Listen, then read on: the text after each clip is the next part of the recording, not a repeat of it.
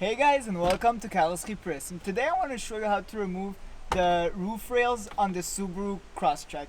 So first of all, you gotta remove this rear trim on this car. So basically the way to remove this, you got little push pins or little plastic pins on the back of this piece. So what you have to do is go with plastic pliers, just apply a little force on it towards the outside so you can pop it out.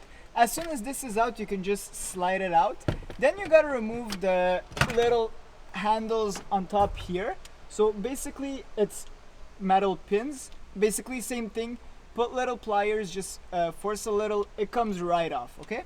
And then if you look at the roof rails on top of here, so you can see that we have two little screws in the middle, and same thing in the front and in the back, okay? These are 10mm bolts, so it's very easy to remove with a small ratchet, or even if you want with a screwdriver that has like little sockets on top of it. So all you have to do is come back here, you have to ply this back, ply it like this, out, and then what you have to do is just undo them, two in the middle, two in the back, and two in the front.